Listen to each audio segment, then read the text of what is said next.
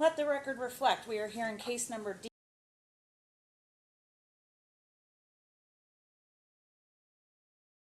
This matter comes on today for a pretrial. This was not set for necessarily an on-the-record pretrial.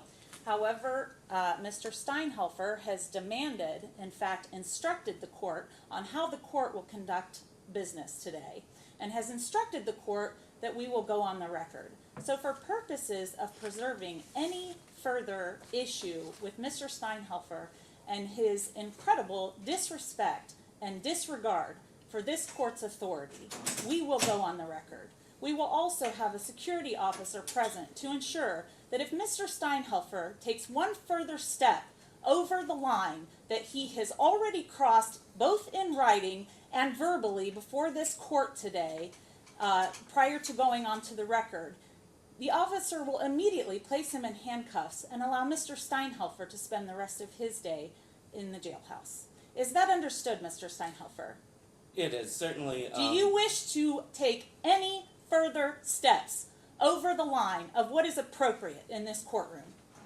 I'm not going to ever take any steps over the line. That was a yes or no question, sir. Do you wish to take any further steps over the line? I think I answered your question. It was a no. It's a yes or no question. So it requires a yes or a no, and that is the only thing you will say from here on. Yes or no, sir? The answer was a no. Thank you. From now on, do not speak unless I ask you to speak. We have 3 issues before us. Attorney Bloom has indicated, for purposes of this pretrial, that 2 of the issues which he has requested a hearing, show cause hearing against, have been resolved without a hearing. Moved out of the marital residence, and the utilities, which were not being paid, are currently, to the best of Mr. Bloom's knowledge, paid. Is that correct, Attorney Bloom? That is correct, Your Honor. There is one, I think, new trash bill that, if I can on the record, hand it to Mr. Attorney, but besides this bill, I think everything else is paid. Thank you. While you're doing that, please state your name for the record. I'm sorry, Jason Bloom, 007-1971. All right. And am I correct in understanding that the $20,000 check, which has not yet been paid, it's not been yet paid by the best of your knowledge, correct? Correct, and I verified with my client that it wasn't put in an account with the 2 of them as well. Okay. Do you have any other pretrial issues to which you need the court's assistance at this point? The only other thing, and it kind of ties in with what we've done, is we have this February 5th, I believe, trial date. The appraiser that I was going to, the appraiser Frank Hinkle, that I wanted to use to have the house appraised in this case, he has not been paid, and we have not enlisted him because we have not received any of the funds for expenses, and until that was placed in trust, I did not feel safe signing an engagement letter with him. He has told me that, in an email earlier this week, that he has a large project in Fairfield County that's going to tie up his schedule until mid-February.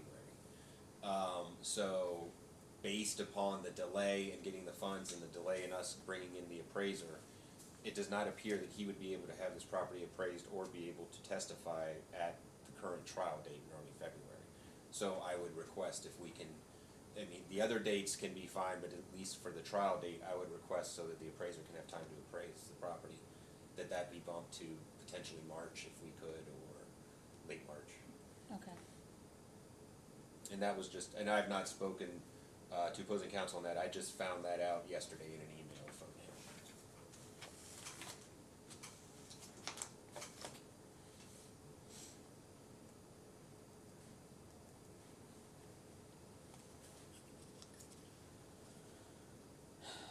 Are you having any issues with discovery?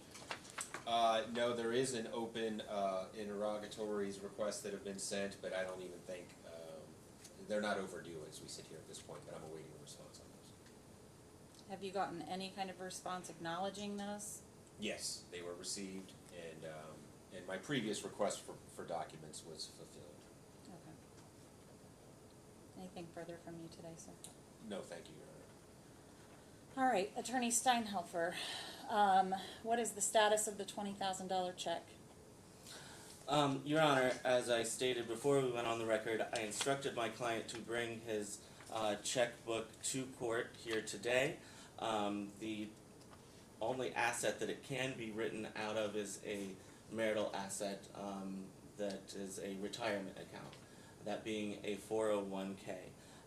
This is a marital asset that is partially marital, partially premarital. He has taken the smaller 401k and put that into an account. I think it's either Kemba or Honda, I'm not sure. I'll know when he gets the checkbook in here.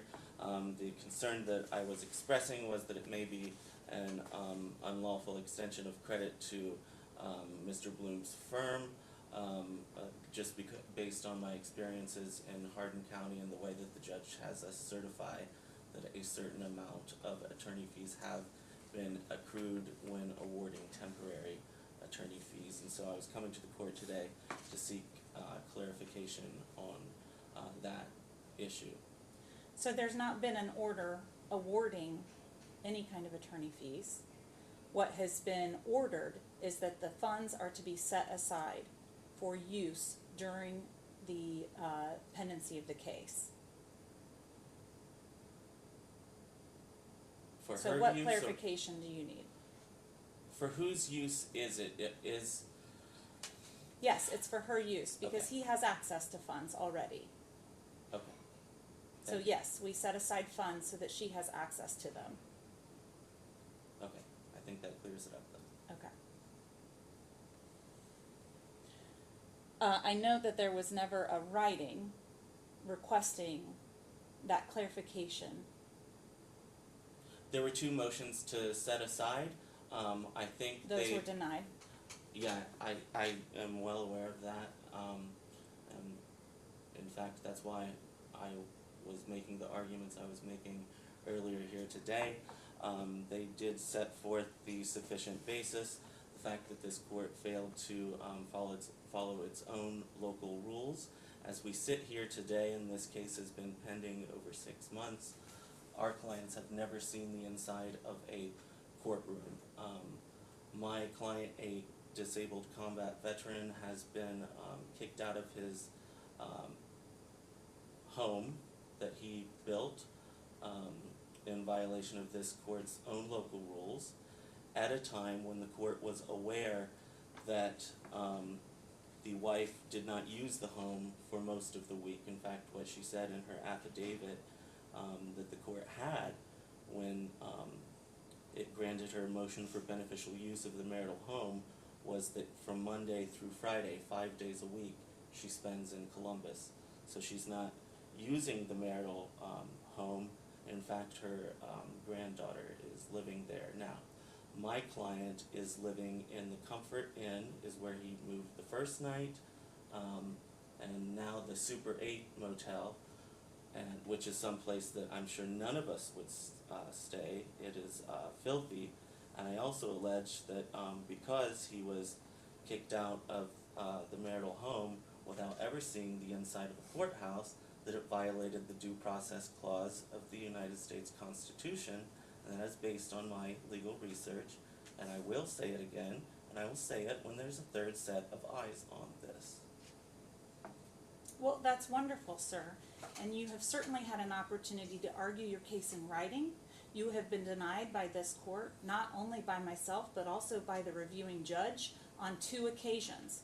So I think that your insistence to continue to come in here and make those accusations in this courtroom, accuse this court of violating due process, accuse this court of violating its own local rules, accuse this court of abusing your client through this process is disrespectful to the court. Not to mention the fact that everything else that you've stated is basically disingenuous and argumentative without any evidence that has been presented. So you have had a hearing. You've had an opportunity to request a hearing. The temporary orders have been set. They've been issued. You can preserve your arguments for appeal, and you're certainly welcome to do that, and that's well within your discretion and your client's discretion to do that. But when you are in this courtroom, you will treat this court with respect, and you will talk to me respectfully, or you will not practice in this courtroom. That's not for you to decide. Well, I think that that's questionable, depending on the circumstances. It is for me to decide what is respectful and what is not respectful. And you are being disrespectful, and you're being argumentative.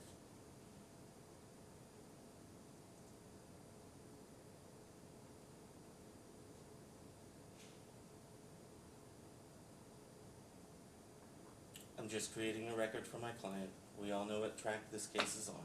Would you like to apologize for your behavior before this court? Which part of it? The way that you have been speaking to me throughout this proceeding and prior to the hearing beginning. If you felt there was a tone, I apologize for that. Nothing in the substance of what I said was disrespectful. I'm entitled to advocate for my client, and I did not cross a line. You're entitled to advocate in your client in the way that the procedural rules allow you to advocate, and you are stepping over those lines. We'll see about that.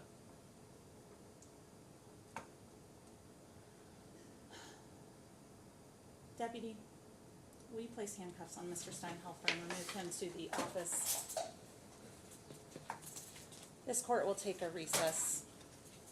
I'm going to bring the judge in.